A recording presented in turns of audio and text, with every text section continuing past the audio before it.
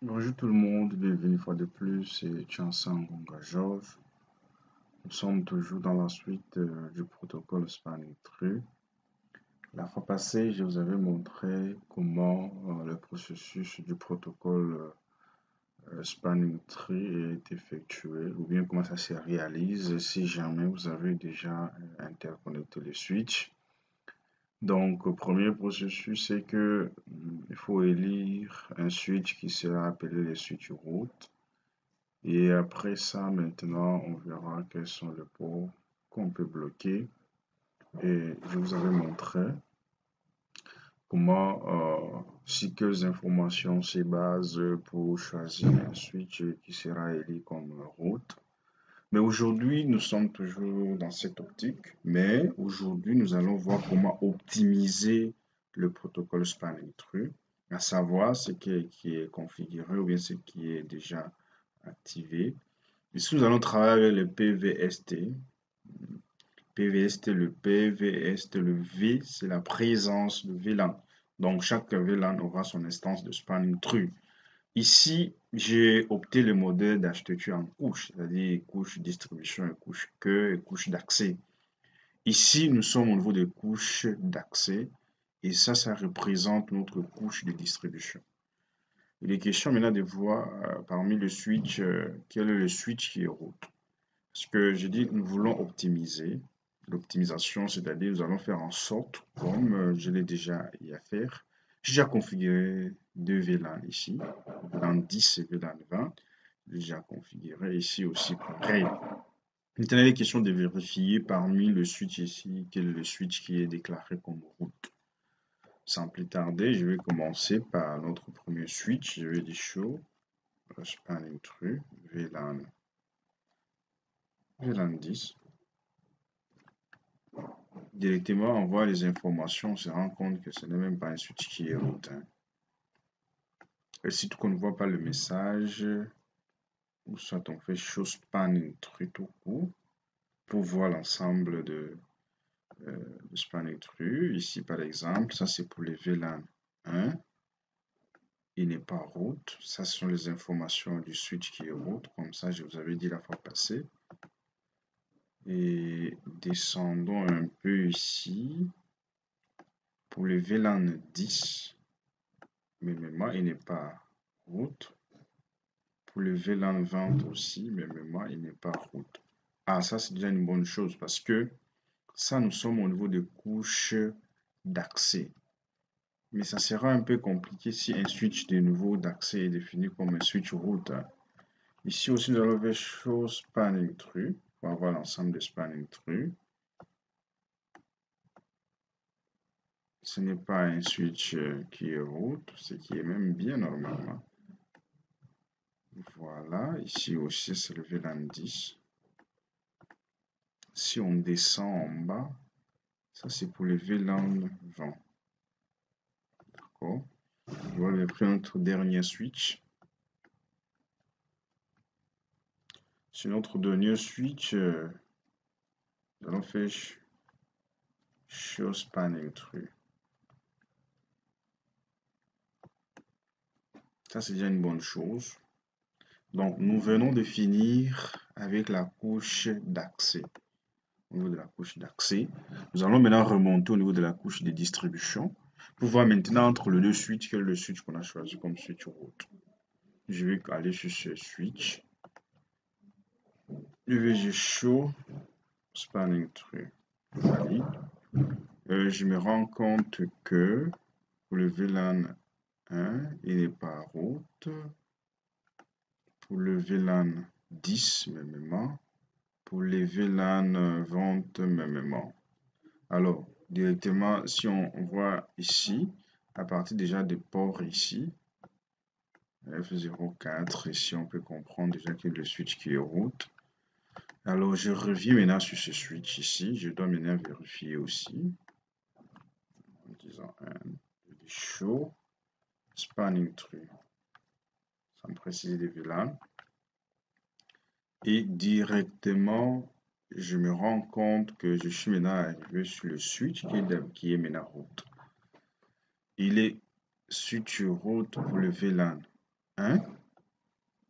À l'aide aussi de ce message, quand vous voyez this, the bridge is the road. Ça, c'est son adresse MAC. Ça, c'est pour le VLAN 1, pour le VLAN 10 aussi. Et pour le VLAN vente aussi, il est route. Donc, actuellement, maintenant, nous avons trouvé le switch qui est déclaré comme route. J'ai des VLAN, comme je vous disais. Ça, c'est dans le VLAN 10. Ça, c'est dans le VLAN vente. Ça, c'est dans le VLAN 10. Ça, c'est le VLAN 20. Maintenant, du fait qu'on a trouvé le switch qui est déclaré maintenant comme route, c'est-à-dire tous les trafics doivent passer par ce switch ici. Tous les trafics doivent passer par ce switch. Nous allons illustrer, vous allez voir. Je vais faire un ping pour voir. Je vais faire un ping, mais avant de le faire, je passe en simulation pour vous montrer que tous les trafics là passera par ce switch. Si je rappelle la commande, je vais faire avancer. Voilà, ça c'est dans le VLAN 20. Voilà, donc tous les trafics doivent passer par le switch qui est déclaré comme route. Le paquet qui nous intéresse, le voilà.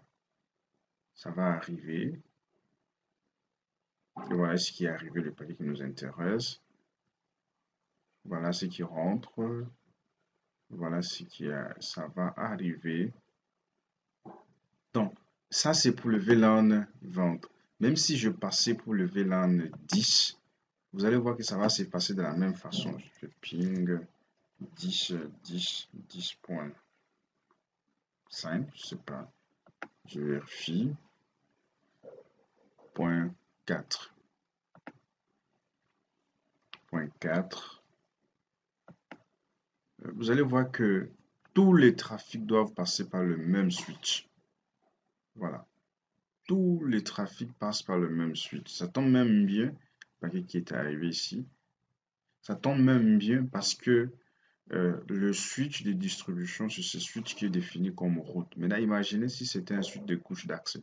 Ça devait être très compliqué. Maintenant, c'est à ce niveau ici que nous allons maintenant optimiser le protocole spanning tree. Parce qu'ici, nous venons de voir que tous les trafics de 2 VLAN, de 3 VLAN, passent toujours par ces switches de distribution. Maintenant, le problème, c'est au cas où le switch ici tombait en panne. Donc, c'est fini. Alors, nous allons faire maintenant, nous allons optimiser. Je vous avais dit, vous pouvez optimiser le spanning tree en modifiant la priorité. Par défaut, c'est 32 768, y compris aussi le numéro du VLAN. Ça fait 32 769. Mais ici, nous allons optimiser en jouant avec la priorité. Donc, nous allons faire comment? Comme nous en avons deux VLAN, nous allons faire en sorte que le switch premier ici sera route pour le VLAN 10 et le switch ici sera route pour le VLAN 20.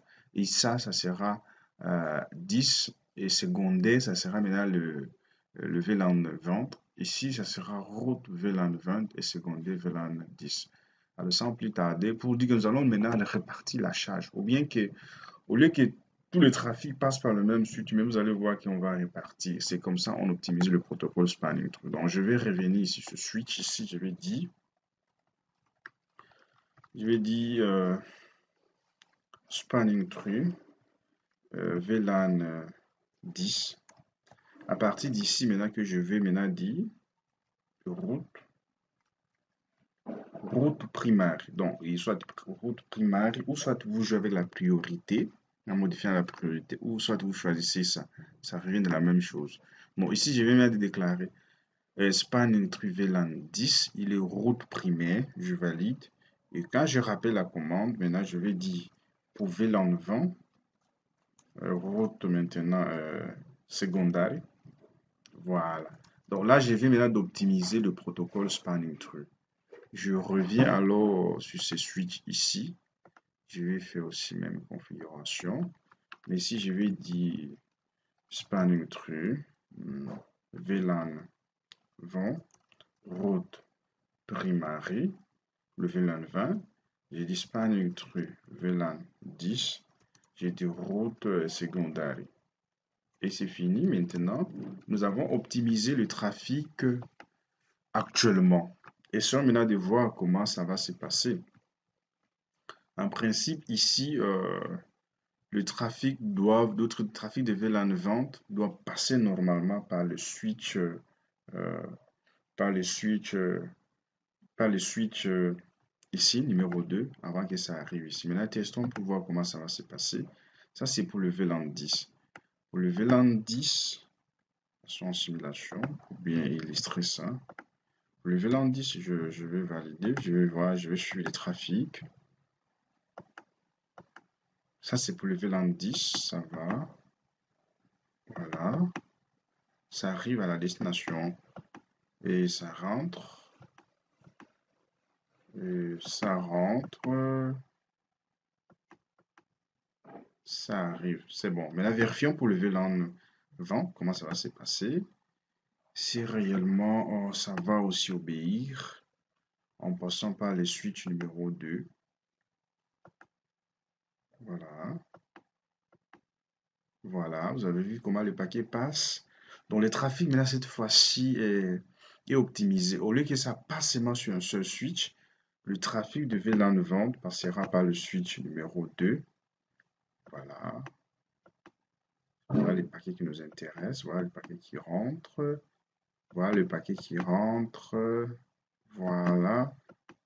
Et ça arrive à la destination.